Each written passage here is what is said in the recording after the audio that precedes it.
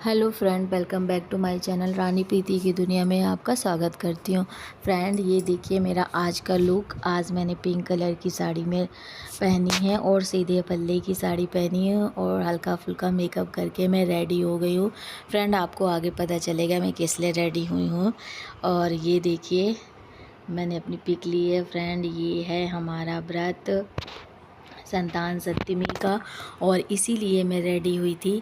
और ये संतान सप्तमी का व्रत हमारे यूपी में ज़रूर होता है सप्तमी के दिन। और इस दिन हम लोग निर्जला उपवास करते हैं जब तक कि हम पूजा नहीं कर लेते हैं, नमक नहीं खाते हैं। इस व्रत में शिव जी और पार्वती जी के साथ गणेश जी की पूजा होती है। ये व्रत सभी स्त्रियां, सभी बहनें, सभी माताएं अपने अपने बेटों की लंबी उम्र के लिए रखती हैं। जिन स्त्रियों को या जिन बहनों को बेटे की संतान प्राप्ति की इच्छा होती है वो सभी स्त्रियां इस व्रत को करती हैं और हम लोग कर रहे हैं इस व्रत को। इसमें 7 पुआ बनते हैं चढ़ने के लिए और 7 ही पुआ खाए जाते हैं। इसमें एक चांदी का कंगन बनता है जो कि मैके से मिलता है और जब मिलता है जब पुत्र की प्राप्ति होती है। कुछ स्त्रियां इसको पुत्र प्राप्ति से पहले ही रखती हैं ताकि अच्छा और बुद्धिमान पुत्र की प्राप्ति हो, और कुछ स्त्रियां पुत्र जिनके हो जाता है वो स्त्रियां रखती हैं। और हर साल इसमें इस चूड़ी को बनाया जाता है जो कि चांदी की होती है। आप चाहें तो सोने की भी बनवा सकते हैं। और ये देखिए फिर हम लोग ने संतान सप्तमी की बुक ली, मैंने किताब को पढ़ा और विधि विधान से मन पूर्वक ध्यान पूर्वक पूजा की। यकीन मानिए फ्रेंड, व्रत रहना और फिर उसके बाद ये पूजा करना बहुत ही अच्छा लगता है। मन खुश हो जाता है, पॉजिटिव एनर्जी आती है। और इस दिन जो है हम सभी लोग अच्छे से पूजा करते हैं। पूजा करके फिर उसके बाद हम लोगों ने इसमें शिव चालीसा, पुराण और गणेश जी की आरती और शिव जी की आरती, माँ पार्वती से वंदना की। फिर मैंने खड़े होके यहाँ शिव जी की आरती पूरी गाई और फिर गाने के बाद हम लोग खूब तालियां बजा बजा के गा रहे थे और अच्छा सा मन लगता है फ्रेंड, अच्छा लगता है। ये शिव जी की, पार्वती जी की और भोले भंडारी तो किसको नहीं अच्छे लगते हैं। भोले भंडारी तो सबका मन जीत लेते हैं। इस व्रत का कथन पूजन बहुत ही विधि विधान से किया जाता है और इन्हीं 7 पुआओं को पूरा दिन खाया जाता है और रात बीतनी नहीं चाहिए। इसलिए उतने ही पुआ छोटे छोटे बनाएं जितने आप खा सकें। और इन्हीं 7 पूजा भी की जाती है और जो पूजा की जाती है उन पुआओं को गाय को खिलाया जाता है।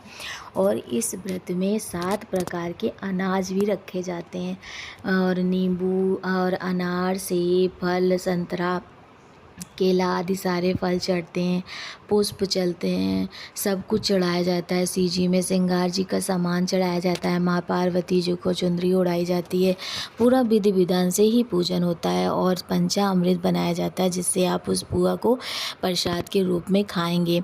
और उसके बाद फिर पूरा दिन नमक नहीं खाते हैं और भी कोई अन्न नहीं खाते हैं, सिर्फ पुआ ही खाया जाता है। और खाने के बाद फिर रात तक पुआ नहीं खाया जाता है। और हाँ फ्रेंड, इसको हस्बैंड लोग भी कर सकते हैं, यानी पति पत्नी का जोड़ा करता है तो और भी अच्छा होता है। उनको भी 7 ही पुआ खाने होते हैं, उनको भी इसी तरह विधि विधान से पूजा करना पड़ता है। और ये देखिए आरती हो रही है, आप सब लोग भी इस पूजन में महसूस कर सकते हैं कि आरती हो रही है और शिव जी की आशीर्वाद और उनका बहुत ही अच्छे से ध्यान कर सकते हैं। ये देखिए, और यहाँ पे हम लोग ने हवन किया था तो उसका धुआं इतना ज़्यादा उड़ रहा था कि आँखों में चुभ रहा था। लेकिन हवन करना ज़रूरी होता है आज के दिन, और इससे हवन की महक से, खुशबू से, धुएं से घर शुद्ध होता है। इसीलिए हम लोगों ने थोड़ी देर हवन को वहीं पे रहने दिया, फिर उसके बाद जब ज़्यादा ही होने लगा तो उसको बाहर निकाल दिया था। और ये देखिए हम और मेरी मम्मी दोनों लोग मिल के हम लोग बहुत ही विधि विधान से पूजा कर रहे हैं।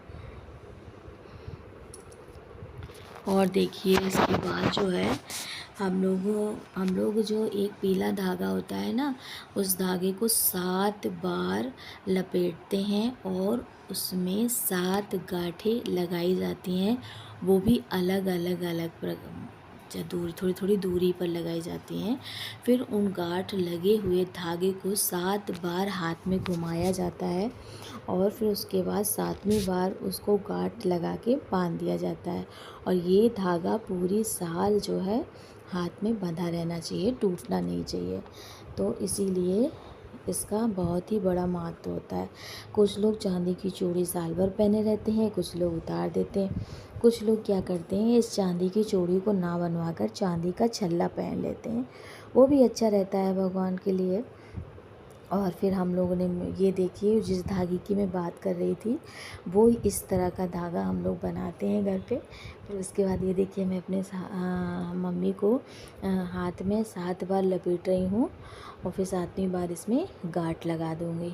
इसी तरह से उन्होंने मेरे हाथ में भी पहनाया और मैंने उनके हाथ में पहनाया, क्योंकि हम ही दोनों लोग थे और हम ही दोनों लोग पूजा कर रहे थे। ये देखिए, मैंने फिर इस तरह करके उनको गांठ लगाई।